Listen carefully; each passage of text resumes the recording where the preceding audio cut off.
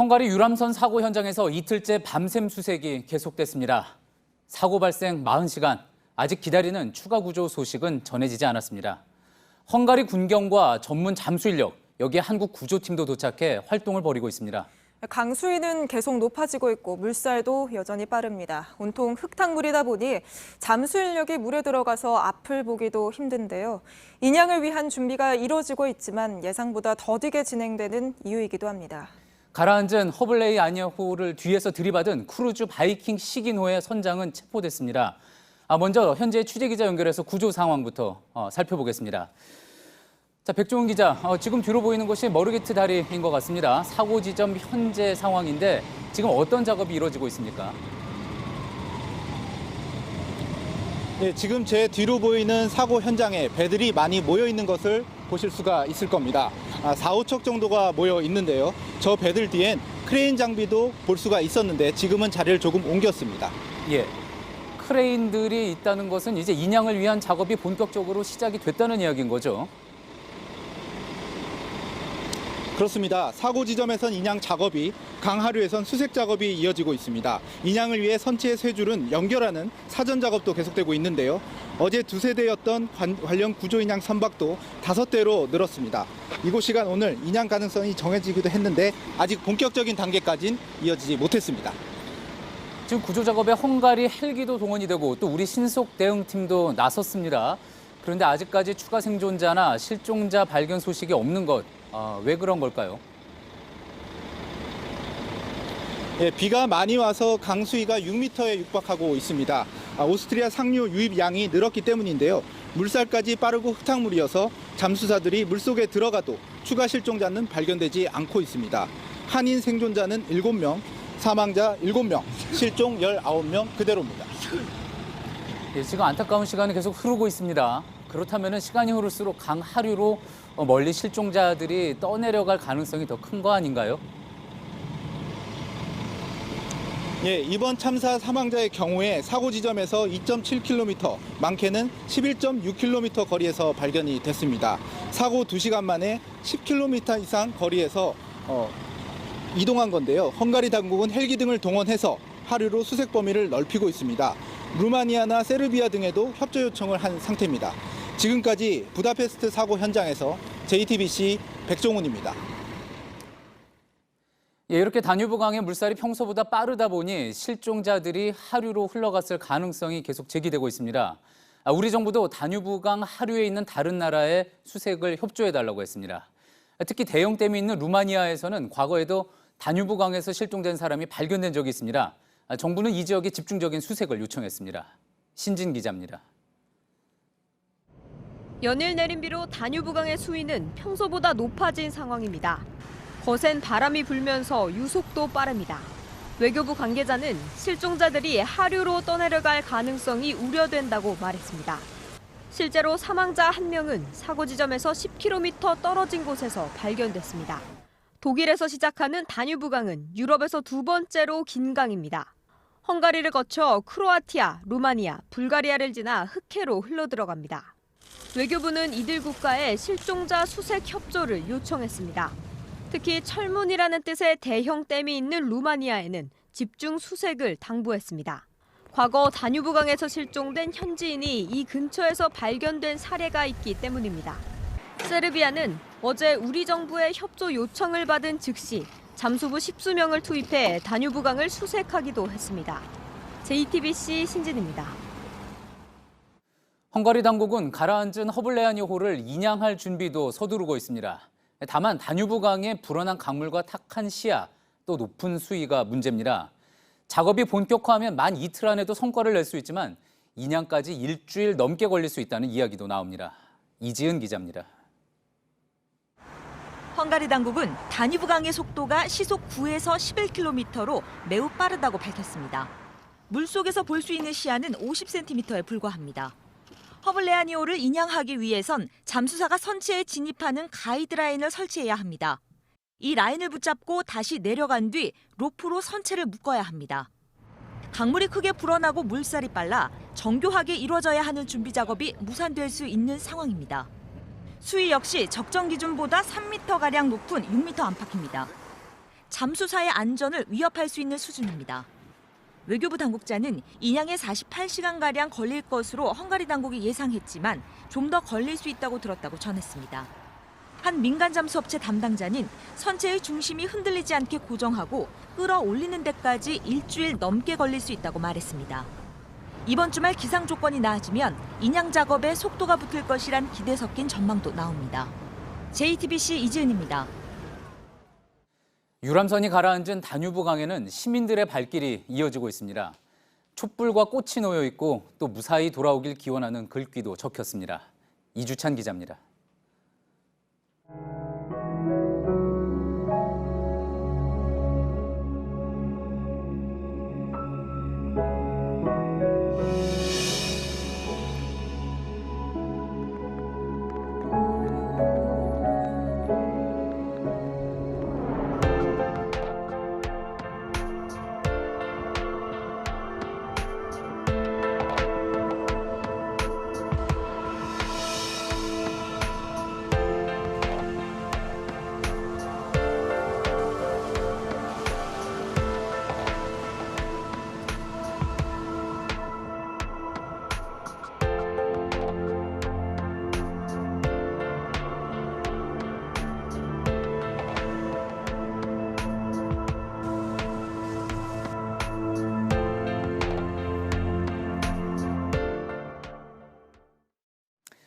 지금부터는 유람선 사고 이유에 대해서 집중적으로 짚어보겠습니다. 헝가리 당국은 침몰한 유람선을 들이받은 크루즈 선장을 체포해 조사 중이라는 소식이 들어와 있는데요. 지금 현재 김성탁 특파원 연결해 보겠습니다. 자, 김성탁 특파원, 사고를 낸 크루즈의 선장 상대로 지금 조사가 진행 중이겠군요. 네, 저는 지금 침몰한 유람선을 추돌한 크루즈선인 바이킹 시기노가 오늘 아침까지 있던 곳에 나와 있습니다. 이 배는 유람선을 뒤에서 들이받은 뒤 구호조토도 없이 그대로 같은 방향으로 진행했습니다. 크루즈선의 뱃머리를 보면 당시 부딪혀 긁힌 흔적이 그대로 남아 있습니다. 헝가리 경찰은 이 크루즈의 선장을 용의자 신분으로 체포해 구금하고 조사 중이라고 밝혔습니다. 경찰은 부주의 태만으로 수상교통에서 다수의 사망사고를 낸 혐의를 적용했습니다. 혹시 경험 미숙은 아니었나 하는 의문도 나오는데 이 선장의 운항 경험 어느 정도인 것으로 밝혀졌습니까? 이 선장은 64세 유리 C라는 분인데요. 오랜 운항 경험을 가진 베테랑으로 알려졌습니다. 우크라이나 오데사에 살고 있습니다. 경찰은 사고 원인 조사에 정확한 사고 원인을 조사하기 위해 초점을 맞추고 있는데요. 크루즈에는 자동 항법 장치도 달려 있는 것으로 알려졌습니다. 사고 당시 배에 타고 있던 승객들은 이곳에 발이 묶여 있는 상태였는데요. 사고가 순식간에 일어났다고 말했습니다. 발코니에서 도와달라고 소리치는 물속 사람들을 봤지만 뭔가에 부딪히는 느낌은 전혀 받지 못했다고 했습니다. 보통 큰 크루즈선에는 블랙박스가 달려있지 않습니까? 이번 사고를 낸 크루즈선에도 블랙박스가 있었고 또 그게 헝가리 당국이 지금 확보를 하고 있는지 혹시 그 여부가 취재가 됐습니까? 헝가리 경찰은 이 부분에 대해서는 아직 확인하지 않고 있습니다. 크루즈 자동 항법 장치와 블랙박스는 사고 원인을 밝히는 핵심 단서일 수 있습니다. 그렇군요. 그리고 또 이제 다뉴브강을 운항하는 소형 유람선, 작은 유람선들은 구명조끼를 보통 착용하지 않는다. 그런 게 일반적이다. 그런 이야기도 나오고 있는 것 같습니다. 그렇습니다. 사고 생존자 중에는 물에 빠진 후 구명 튜브를 잡고 간신히 살아났다는 이들이 있습니다. 강경화 외교부 장관은 3시간 전에 헝가리 외교부 장관과 회견을 했는데요. 침몰한 유람선에 구명조끼가 있었지만 착용이 의무는 아니라고 했습니다. 하지만 부다페스트에서 유람선을 탔던 한국인들은 구명조끼를 찾을 수 없어 불안했다고 입을 모았습니다. 그래서 다뉴브강의 소형 유람선들의 실상을 취재해봤습니다.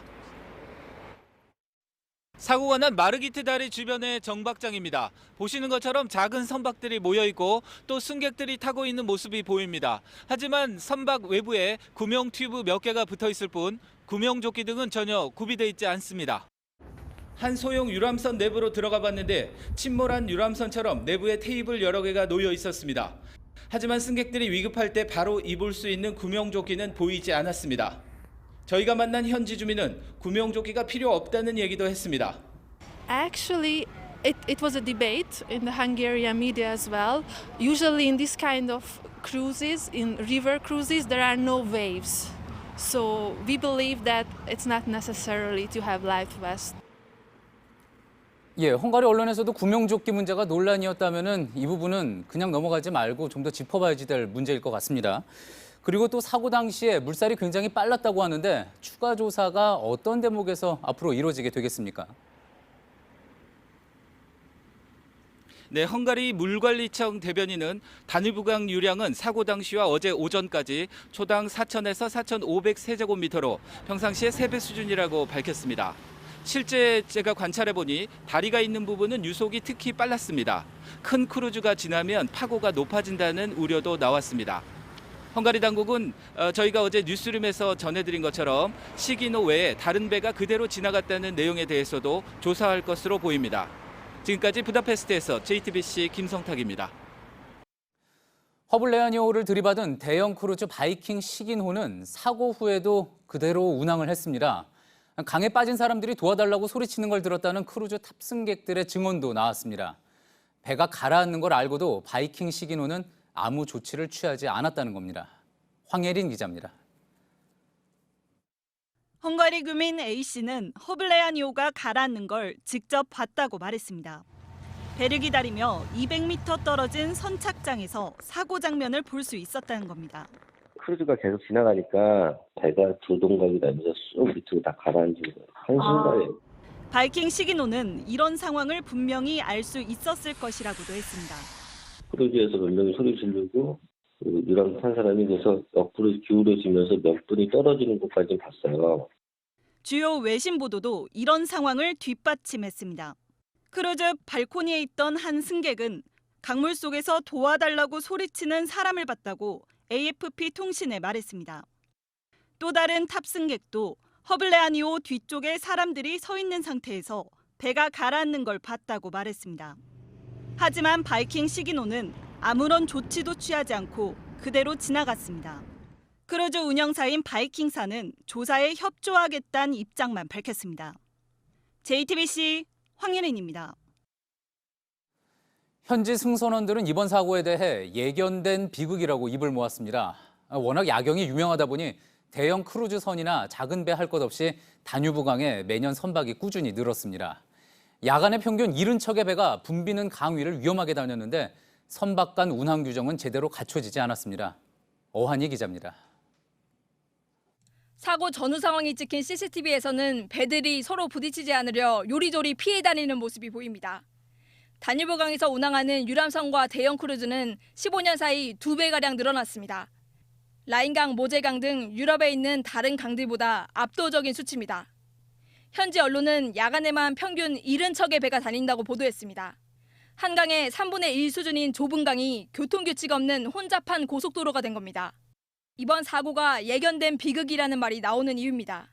한 체코인 승선원은 AFP 통신에 부다페스트에서 운항하는 것은 너무 위험하다고 털어놨습니다. 27년 경력의 승선원은 작은 배들 사이에서 큰 배는 더 조종하기 어렵다고 BBC에 말했습니다. 야경을 즐기려는 크루즈와 작은 배들로 붐비면서 추돌 위험은 커졌습니다. 강을 떠다니는 배는 일반적으로 기울어졌을 때 제자리로 돌아올 수 있는 힘, 복원력도 작은 편입니다. 다른 배와 부딪히면 큰 사고로 이어질 수 있는 구조라는 겁니다. 강이 잔잔하니까 파도가 없으니까 복원력이 좀 작은 상태를 유지를 하고 다니죠. 현지 전문가들은 붐비는 다뉴브강을 정비할 운항 규정이 필요하다고 지적합니다. JTBC 어환입니다. 이번 유람선 탑승객들 상당수는 당초 다른 상품을 이용하려 했다는 안타까운 소식도 들려오고 있습니다. 여행사 본부 연결해서 자세한 내용 알아보도록 하겠습니다. 박준우 기자 나가 있습니다. 박 기자, 여행객 절반 정도가 원래 다른 상품을 이용하려 했다던데 여행사의 권유로 일정을 바꾸게 된 거죠? 네, 그렇습니다. 여행객 30명 가운데 15명은 기존 일정이나 장소를 바꾼 사람들로 확인됐습니다. 패키지 여행의 최소 출발 인원은 20명인데요. 인원이 모자라면 일정 변경을 권유하기도 한다고 합니다. 여행사 측은 이번에도 원래 다른 상품을 이용하려고 했던 10명이 날짜를 바꿨고 5명이 장소를 바꿔서 이번 여행 상품에 동참하게 됐다고 밝혔습니다. 네, 여행사 측에선 앞으로 이 유람선 투어를 모두 중단하겠다고 했다고요. 네, 그렇습니다. 부다페스트 다뉴브강과 파리 생강 등 다른 유럽강에서도 유람선 야경 투어를 무기한 중단하기로 했습니다. 또 유럽 포함해서 동남아, 미주 등지에서도 유람선 투어에 대해 전면 안전 점검을 실시하겠다고 밝혔습니다. 기존에는 큰 사고 없이 유람선 투어를 잘 진행해 왔기 때문에 일일이 안전 점검을 해오진 못했다라고 밝혔는데요. 또 이번 사고 여행객들에게 유람선 탑승 전에 사전에 안전 교육을 실시했는지도 물어봤습니다. 그런데 여행사 측은 불확실하다면서 구조자들에게 정확한 사실관계를 확인해 보겠다라고 얘기했습니다. 한편 다른 주요 여행사들도 다뉴브강 유람선 투어를 중단을 하고 다른 대체 일정을 마련하기로 했습니다. 지금까지 여행사 사고대책본부에서 JTBC 박준우입니다. 네, 피해자 가족들은 오늘 새벽부터 속속 헝가리 현지로 출발했습니다. 6살 여자아이의 구조 소식을 기다리는 가족, 그리고 아내를 여행 보낸 60대 남성도 비행기에 올랐습니다. 연지환 기자입니다. 참사 소식을 듣고 출국하는 가족을 배웅하기 위해 공항을 찾은 남성이 항공사 카운터 앞에 멈춰섰습니다. 직접 통화한 게 아니고 다른 가족분한테 연락을 받아가지고 급히 들어 나왔어요. 60대 남성도 오전에 급히 공항을 찾았습니다. 아내가 탄 배가 가라앉았다는 소식에 부랴부랴 가방 한 개를 챙겨 나왔습니다. 공항에서 만난 취재진에게 내가 가봐야지, 눈으로 봐야 알지라며 희망의 끈을 놓지 않았습니다. 일단 이 남성의 부인은 구조된 이모 씨로 알려졌습니다. 배에 탔던 사람 중 가장 어린 6살 여자아이의 외삼촌도 헝가리로 향했다고 합니다. 피해자 중 3명은 같은 여고를 나와 50년을 만나온 친구들도 있었습니다. 우정을 더 돈독하게 하기 위한 헝가리 여행이었는데 갑작스런 충돌에 배는 침몰했고 아직 2명의 구조 소식은 들리지 않고 있습니다. 헝가리로 출발한 가족들은 다음 달 중순까지 일단 상황을 지켜보며 현장을 지킬 예정입니다. JTBC 연지환입니다.